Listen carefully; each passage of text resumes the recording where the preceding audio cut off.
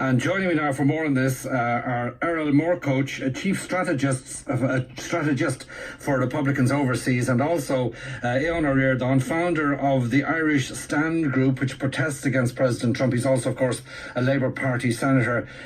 First of all, Erol Morkoc, do you believe that the President of the United States is racist? Oh, not at all. And his statements filled me with pride. This was a once-in-a-lifetime president whose sentiments are echoed by every patriotic immigrant who sees communist America-hating ghouls for exactly what they are. I mean, people can cry racism all they want. If they hate everything about America, they can leave. As a nation of immigrants, we proudly say, if you are trying to change America, to elevate your specific ethnic sensitivities, social norms, or non-democratic failed economic beliefs above ours, and that's what you're openly declaring and working towards, then we hope you realize we oppose you and do not welcome the voice of undemocratic radical anti-Semitism and vile international communism inside our borders. So no, we're not racist whatsoever. How can you apply the word undemocratic to people who, as we heard there earlier, are duly elected to the US Congress? I wouldn't say they weren't undemocratic in the fact that they were elected to Congress. Of course, some of the policies and countries they support are undemocratic, radical, anti-Semitic countries, and some of the legislations and behavior they have and the feelings they have towards Americans. I mean, these are people who are calling Border Patrol agents Nazis. They were referring to overwhelmed temporary detention centers and concentration camps. I didn't get 2 history degrees to be lectured by a bunch of uneducated revisionists about concentration camps and racism. These people are trying to turn a very serious border issue into a political game, and Donald Trump's better at that than they are. Aodhan, what do you make of this? It's clear that there's going to be, I suppose, a more intense exchange ahead of certainly of the election in about 16 months' time. Well, if this is a comment that was out of character, it could be excused as such, but Donald Trump has a long history of making these racist statements, and he can only come to the conclusion that he is a racist. When Barack Obama was the first African-American president to be elected, he spent a long time trying to prove that Barack Obama wasn't American-born, which is a racist campaign. When neo-Nazis paraded in Charlottesville and actually murdered a protester, he said that there was fine people on both sides. He referred to African countries as being shithole countries, excuse my language. He referred to immigrants as animals. And when a judge ruled against him over the Muslim ban, which he tried to implement, he brought his ethnic heritage into it because he came from a Mexican background. So you can be quite sure that Donald Trump would never say to a white American, and particularly a white American male, to go back where he came from, because he views everything through the prism of race, and this is why he's doing it. But it's a clear electoral strategy, because he wants to do is to have the entire debate in America dominated by the issue of race. The Democrats then have to respond on the issue of race, and it's straight out of the Steve Bannon playbook. What I think the Democrats have to do is to, yes, oppose what he has said and to point it out as the blatant racism that it is, but they have to speak to the economy, they have to speak to healthcare, they have to speak to education as well. Yeah, Erol Morkoc, isn't that a fair point? I mean, Donald Trump has the track record, be it on birthism, be it on the Charlottesville killing, prevaricating on the nature of that, referring to Mexicans as rapists. He really does have a track record, does he not, of racism? Well, I'm glad you brought that up, because, for example, at Charlottesville, either somebody's being malicious or ignorant to say that he said neo-Nazis were very fine people.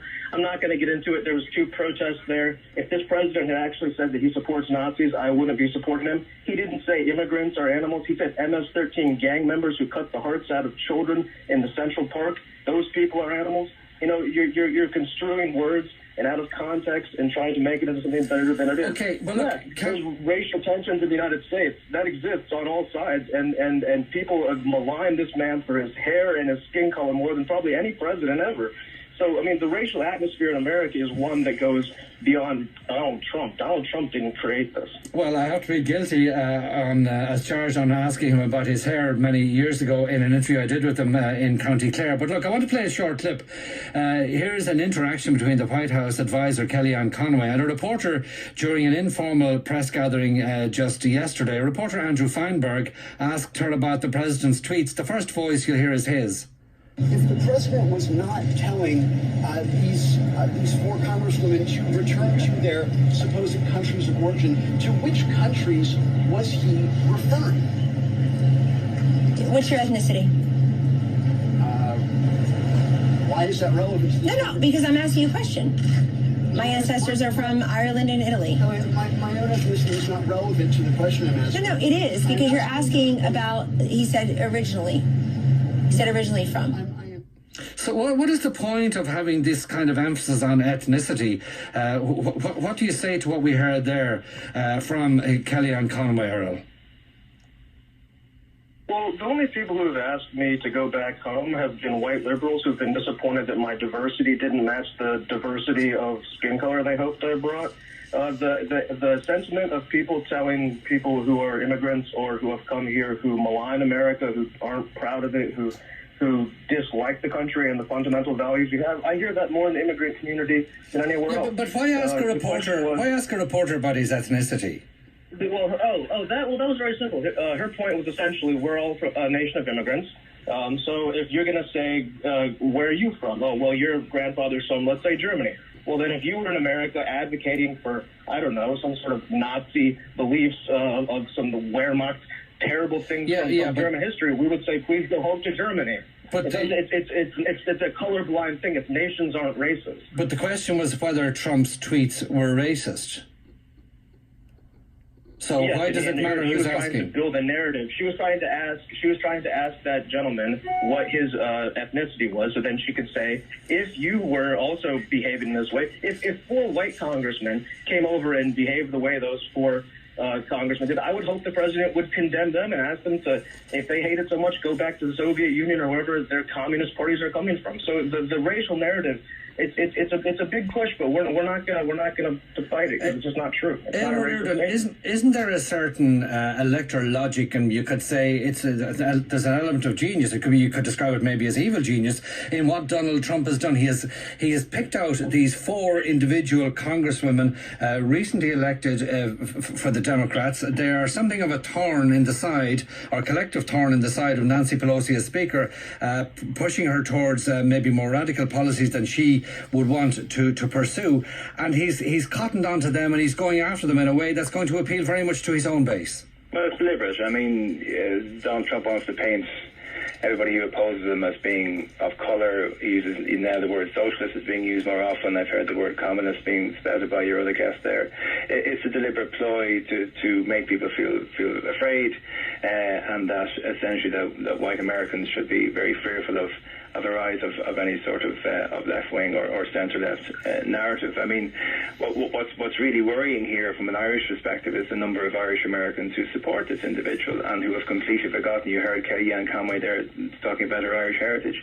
The number of Irish Americans who support this guy, the number of Irish Americans in his administration, the number of Irish Americans who will proudly wear the green on St. Patrick's Day. What we've tried to do in Irish Stand is to remind Irish Americans of where they came from, the racism and xenophobia that they were victims of in the past, the fact that they had to travel in coffin ships and they had to overcome a lot in order to become citizens of the States, which is exactly what Mexican Americans are going through now, which is exactly what Muslim Americans are going through now. So I think we have a responsibility as Irish people to speak to our own history, to speak to our history in America, and to call out racism when we see it, because we know racism when we see it, because we were once the victims of it. Erol Morkoc, just some of the texts that have been coming our way, it's not so much an issue of whether we have a racist president, it's more about having a racist America. And then another one, I have to laugh at your guests saying they're uneducated, those congresswomen. Surely Trump's entire support base is uneducated, hence their support.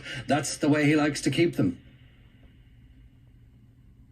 Yeah, people are free to use social media to make their comments. I mean, my point was essentially that I specifically have degrees in history, and the concentration camps are, revisionist history. It's a terrible Orwellian thing to do, to start going around and changing what words mean.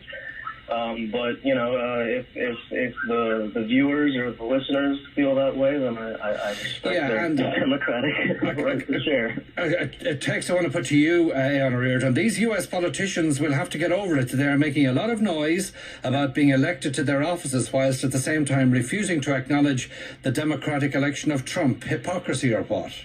I think it's completely legitimate in a democratic society to have opposing views. I think what Donald Trump is doing is deliberately to focusing on vulnerable people in order to cement his position. He's using race, he's using immigration to scaremonger, to divide, and it seems to be working for him.